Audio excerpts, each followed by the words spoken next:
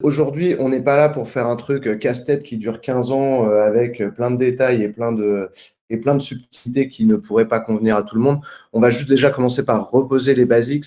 Les basics entre hier et aujourd'hui. Alors, je vous la fais très courte. La prospection hier, quand on dit hier, c'était il y a ne serait-ce que 5 ans, en fait, quoi.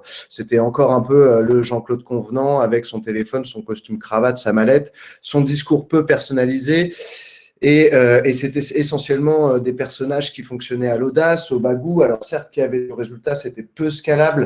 Alors c'est toujours cool hein, d'avoir des bons sales comme ça, mais pour le coup, c'est pas comme ça qu'on arrive à créer un pipeline de vente prédictible.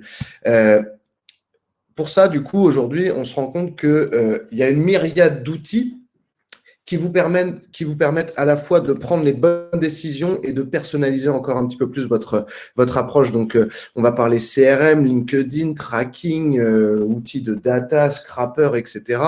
Mais c'est surtout des outils qui, une fois combinés et utilisés dans le bon ordre, permettent de rationaliser le processus de prospection et d'engager un volume récurrent de leads. J'ai toujours tendance à dire que la prospection, c'est un petit peu comme un bateau ou un kayak, pour ceux qui en ont déjà fait. Le plus dur, c'est de passer de 0 à 1, c'est-à-dire créer le phénomène d'inertie.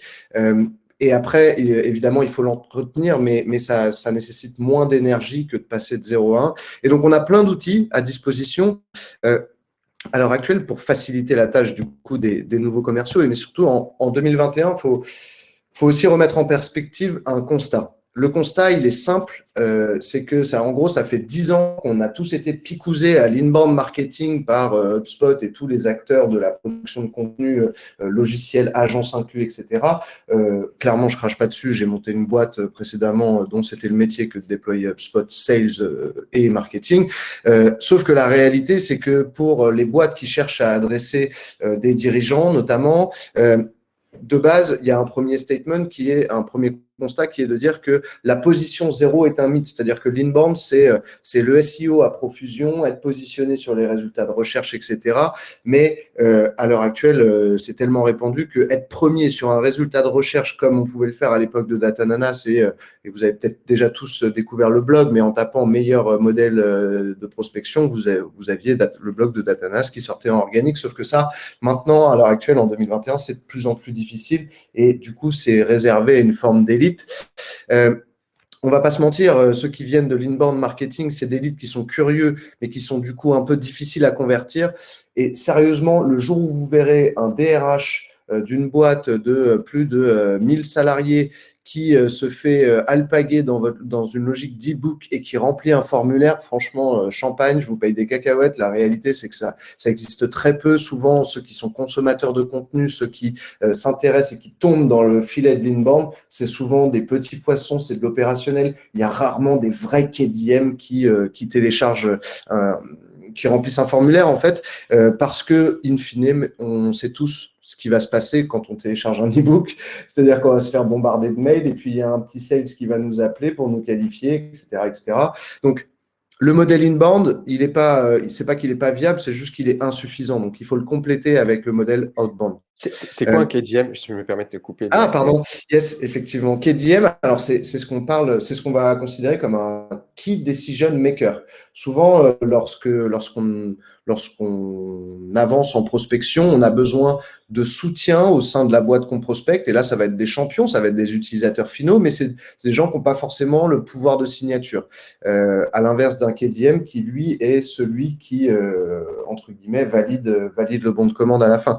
Donc, bien garder en tête que ces profils d'acheteurs qui ont le pouvoir de signature, ils sont quand même assez réticents au fait de remplir des formulaires et surtout quand il s'agit d'e-book un petit peu devenus trop classiques, quoi. Good? Parfait. Super. Juste petit rappel, du coup, dans cette même veine, on est vraiment sur une époque qui revient à dire que le marketing est au service des ventes, bien différencié marketing et communication il y a encore 5-10 ans. Le marketing, slash communication faisait du réseau social, etc. Il y avait des buzzwords de type community management, etc. Sauf que des gens qui arrivent à aligner le community management avec la génération de revenus, c'est pas les mêmes que ceux qui font juste l'entretien d'une page Facebook pour donner un petit peu de visibilité à une communauté. Donc, marketing versus communication, il y a même d'autres termes qui sont en train de vraiment sortir fort et qui vont être très à la mode prochainement. Les sales operations qui sont entre les sales et le marketing et qui préparent la data, etc. Donc, il y a vraiment un effet silo qui est en train de se créer. Et en même temps, c'est très horizontal parce qu'il y a beaucoup de discussions entre tous les services, parce que la plupart des boîtes ont bien compris qu'il faut aligner tout le monde sur une North Star métrique, un KPI important qui est bien souvent lié au revenu et pas uniquement à la visibilité. Donc, l'explosion du growth hacking, ça, pour le coup, on ne va pas revenir là-dessus, mais effectivement, il y a cette vision en funnel AAA, RRR, du coup, où au final ça permet de légitimer un petit peu encore un peu plus cette approche et de se dire qu'on a besoin de plusieurs compétences différentes à chaque étape du funnel.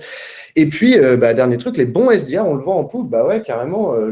Moi, j'ai discuté pas mal avec des boîtes où en fait, il y a des accounts exécutifs qui sont là pour closer. Les mecs, ils ont entre 25, plutôt 30, entre 30 et 40 ans. Ça close, ça fait du chiffre, mais en réalité, leur SDR, c'est des mecs qui ont 40-45 ans, qui ont presque plus de talent qu'eux pour prospecter et leur générer des rendez-vous. Donc, on parle souvent de junior, mais en réalité, c'est surtout une appétence pour la prospection et pour le fait de toujours s'adresser à de nouvelles cibles. Ce qu'on va appeler SDR, du coup, Sales Development Representative, c'est un profil qui a pour mission de générer des rendez-vous à un account exécutif qui, lui, pour le coup, a plus pour objectif de, par exemple, faire la démo, faire le premier pitch et aller jusqu'au closing. Il y a une réalité au milieu de tout ça, c'est que la data et du coup la tech deviennent indispensables pour bien monitorer chacune des étapes de son funnel et formaliser les points de passage entre une équipe et une autre.